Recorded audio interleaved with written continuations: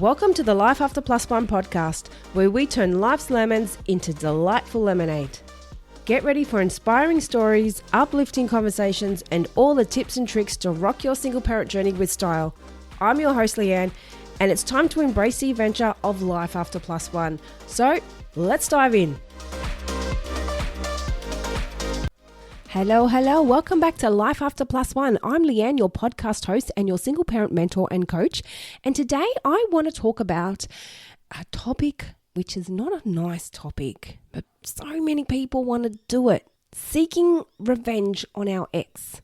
But before I do dive into this topic, I do just want to have a quick little shout out to anyone out there that has a unique single parent story that they want to share. Send it through. Let's have a chat.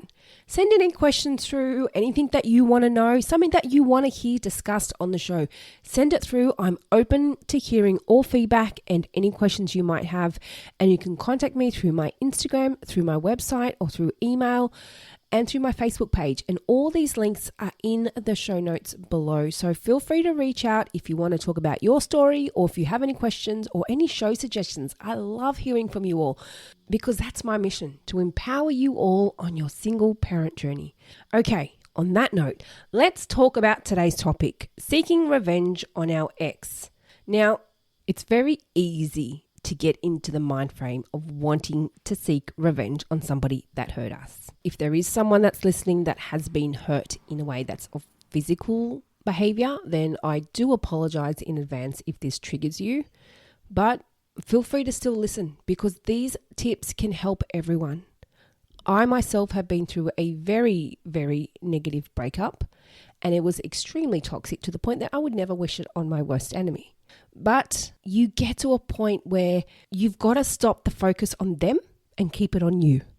Keep it on you and your kids. Because if you're constantly focusing on seeking revenge on your ex, what quality are you adding to your life? What quality are you adding to your kids' life?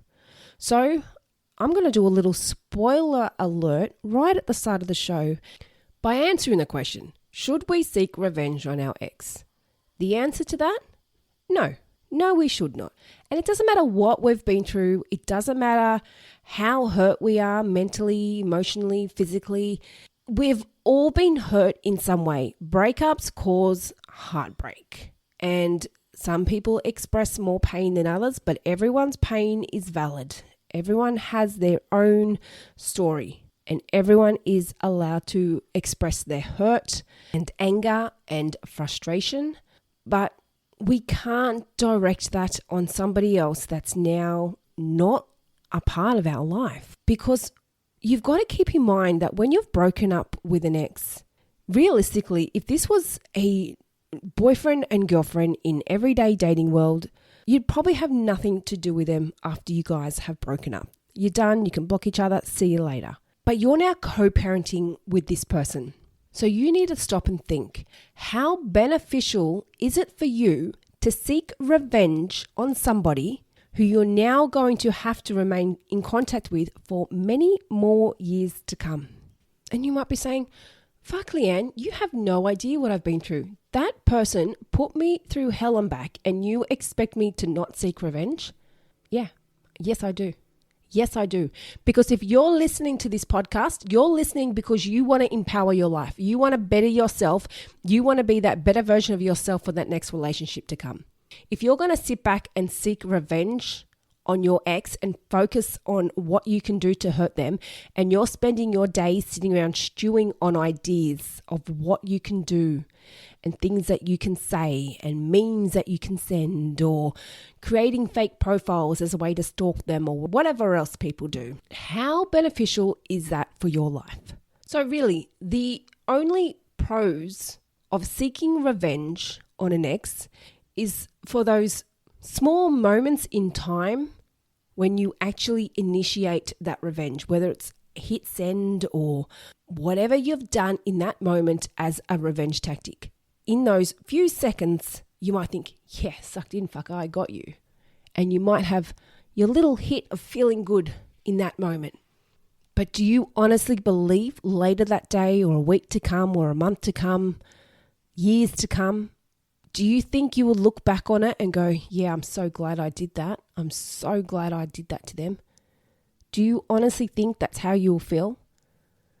Let's look at the cons of seeking revenge. Now, first of all, you're going to escalate conflict. Your breakup could have possibly been something that was very unexpected. They may have cheated on you. They may have blindsided you and just decided that there was no more attraction and they wanted out. There could be a list of different things that could have happened where they just decided this wasn't for them anymore. Or it could have been a very toxic breakup where you're heartbroken and then after you've broken up, they're still trying to hurt you with messages and name calling and trying to make you look like the bad parent. And yes, I know what it's like. I've been there. I've been to the point where I have been accused of everything under the sun. I know what it's like. My reputation and my character was destroyed so much that when I broke up with my ex, mind you, I walked out on him. I left him. But he found a way to convince my friends to befriend him. Friends that were mine, were friends with me before I even met him, decided to stay in contact with him and be friends with him when they knew why I broke up with him. But he managed to paint me as the bad person so they could be friends with him. That was probably the hardest thing in my breakup. Not only did I feel alone and had nothing and I was lost, but in that moment I needed my friends and I didn't have them because they were on his side. The sad thing is about that situation, still nearly 10 years on, I haven't spoken to those friends and I'm pretty sure they're still in contact with him. But going back to the topic of seeking revenge, I know what it's like to be put in a situation where you just want to see someone hurt and suffer because of the hurt and suffering that they have inflicted on you. You want them to feel the pain that you're felt. Now, if you do this, the negative things that's going to come from this. One, you're going to escalate more conflict. Because even if they've done crap to you to make you look like the worst person in the world, and if you're like, I'm going to show this is not fair, this is not right, and you want to get revenge on them for what they've done to you, do you honestly think that they're just going to turn around and stop and ignore it? You're going to escalate further conflict. Another issue that it could bring up if you do seek revenge is that there's a good chance it can affect legal proceedings if you're going down the legal path. And especially if you're sending messages and emails and whatever else, they can keep copies of things. And again, they may have done stuff to you. But if you're staying in the clear, you're doing the right thing by you. Doesn't matter if they've done something to you. If you're still going down the legal avenue and they've done stuff to you, then you just need to stay focused that that's affecting them. You need to stay in your lane and focus on you. If they're going to play childish games and make you out to be a bad parent and start sending nasty text messages and getting involved in your life in some way and you just want to rip into them, don't do it. Don't do it. Another thing you need to remember, if you do seek revenge, the kids are so damn cluey. They pick up everything. And we can say, yeah, we're fine, but they know. Like, for instance, there was one day just this week and I had a lot of things on my mind, which I guess that's just single parent life really, isn't it? We're just constantly dealing with so many things at once. And my daughter came up to me. She said, Mum, are you okay? I said, yeah, darling, thanks. Thank you for checking in. I've just got a lot on my mind. And even though in that moment it wasn't anything serious, it was just literally I had a lot of things on my mind. But the kids pick up our moods. They pick up when we're angry, when we're sad, when we're stressed, when we're happy. And I know when I'm in a happy mood and I'm in a good mood, so is my daughter. It rubs off onto them. So by seeking revenge on our ex and by wanting to one-up them, it's not going to put us in a happy headspace. It's not. And if we're paying attention to the shit that they're doing to us, that's not going to put us in a happy headspace. Now, just going back over this a little bit from the beginning, this applies to both men and women. I'm not favoring one over the other. I'm not saying one person does it more than the other. I do know that women are more inclined to speak up about these situations and talk about things, because I think that's just what we do as women. We like to talk about our situations. We like to ask for help. We like to ask for advice. Men, it's not so common. It's not so common for men to speak up and talk about these things. They keep things close to their heart. They don't talk about things. Then a lot of them, back in the generation where I grew up, you're raised to be thick-skinned, you're raised to cry and be tough. And so men don't talk about their problems. So this is just what I'm getting at with this point. Men go through these things too, but we don't hear it as often because men don't talk about these things as often. So this does apply to everyone. It applies to both women and men. And I want to encourage everyone to be more open about these things and to talk about these things. It's okay. It doesn't make you a failure. And another thing you really need to keep in mind if you're going to seek revenge on a co-parent, this person is in your life for a long time. Do you really want to seek revenge on someone that you're going to have to deal with on a regular basis? If you've done something to piss them off, even though they may have done something to you, but if you're going to try one up them and do it back to them, there's a good chance they won't cooperate with you. Now, if you want to handle them in that situation and not cooperate with them when they've done something nasty to you, then that's totally on you. I don't blame you. But just say you've done something nasty to them to try and piss them off, and then you turn around and say, oh, I need the kids next weekend, we're going away, and it's their weekend. They might say, well, fuck off. No, it's my weekend. Why should I give them to you? Why should I help you out? They're not going to want to cooperate with you if you're going to go down a nasty path with them. And if they're going down a nasty path with you, then that's up to you to control. It's up to you to handle. And that's what this show is about, teaching you ways to handle things in a more productive manner that avoids the conflict and the drama. If they're going to get nasty with you and they're going to seek revenge on you, that's when you be firm and put your foot down. Then nope, not tolerating this. This is not acceptable. And you just completely ignore it, which is what we've gone through in previous episodes. So in regards to you seeking revenge, do you really think that's the healthy option? Do you really think that's the healthy way out? Heartbreak is hard. When we break up with a partner, husband, wife, boyfriend, girlfriend, whatever the situation, we're heartbroken. Nobody leaves a relationship feeling happier than what they were when they were in the relationship, unless it was bad and you just really wanted to get out and you chose to leave. Even if you did choose to leave and it was an ugly situation, you're still quite hurt. You leave hurt and upset and sad. No one leaves a relationship feeling good. But you've got to keep those relationship breakup emotions separate from your parenting emotions. Don't teach the kids bad habits by showing them, oh, look, I'm going to do this to mum, or I'm going to do this to dad. Or what are you teaching your kids by doing that? How healthy of an environment do you think that's going to be? And we're all about promoting a healthy environment, a cooperative environment, and one that works by putting the kids' needs first. And if you're wanting to seek revenge on an ex-partner for some fucky move that they've done, then you've got to learn to work on those emotions. Why are you still hurt? You've broken up. You've gone your separate way. He's not your boyfriend. He's not your wife. She's not your girlfriend. I've just said those words wrong. But you get where I'm going at. You're not romantically attached to this person anymore. So you need to find a way to let those emotions go. And if it means ignoring them, not having contact with them for a while because you're still so triggered from the breakup, then do that. But seeking revenge is only going to hinder your co-parenting relationship, and the kids see it. They pick up.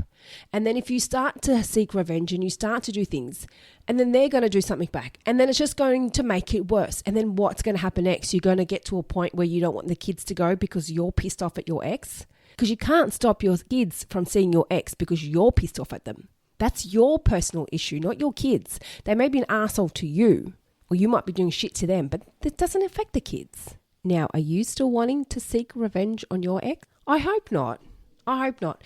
And It is a tricky one. It's hard, especially when it's a fresh breakup. You're right in the thick of those emotions and you've got a lot of hurt and you've got a lot of anger. And you want to put that anger and hurt onto them because they're the ones that have made you feel hurt and angry. But you've got to separate it. You're broken up. There's no attachment to them. They only have attachment to your kids. That's it. It's extremely difficult keeping someone in our lives that we just don't want in our lives. We think they're toxic. We think they're emotionally unhealthy. But we do the right thing for our kids.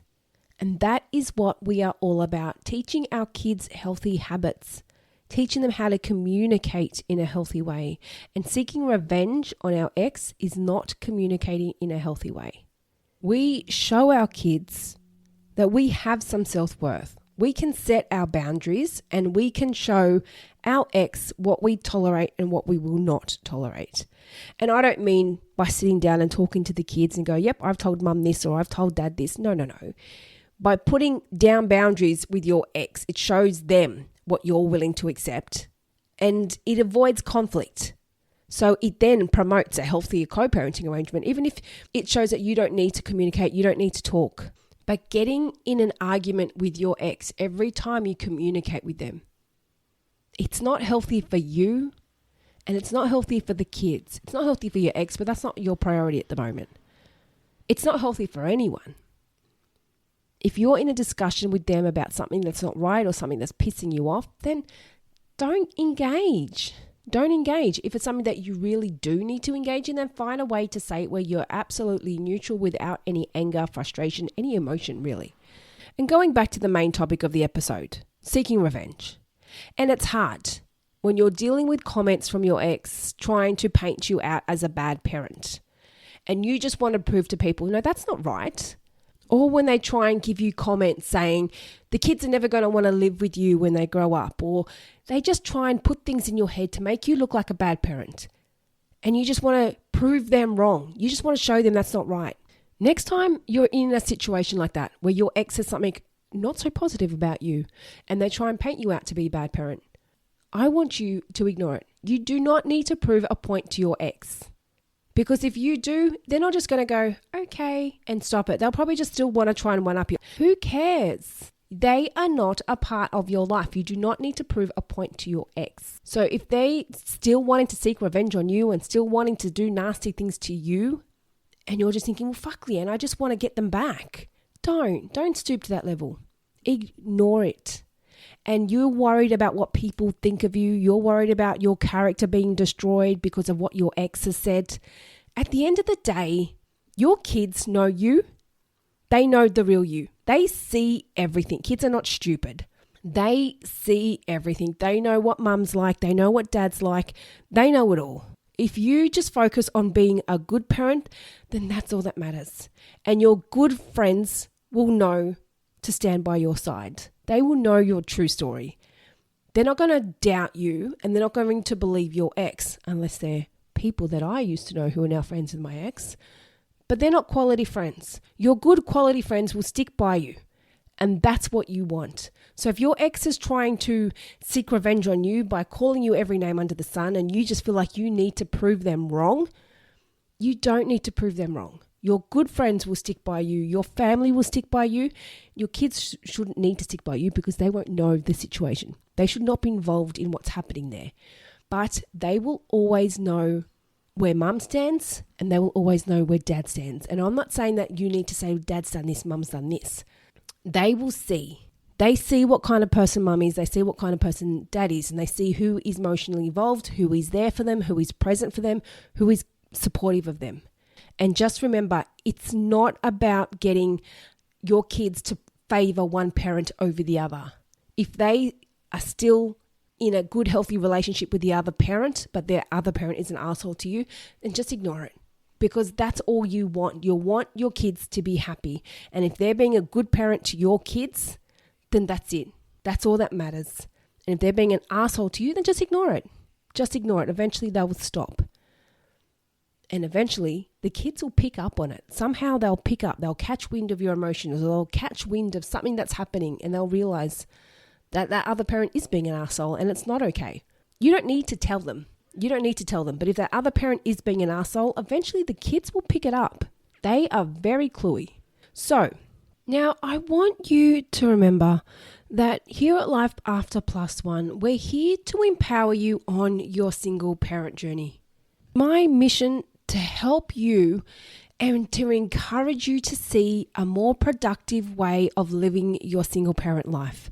And by creating ways that you're going to add harm or hurt or pain onto somebody else, even if it is your ex, even if it is a way to get them back for something that they have done for you, it's not productive and it's not going to benefit you, and it's especially not going to help you mentally and emotionally.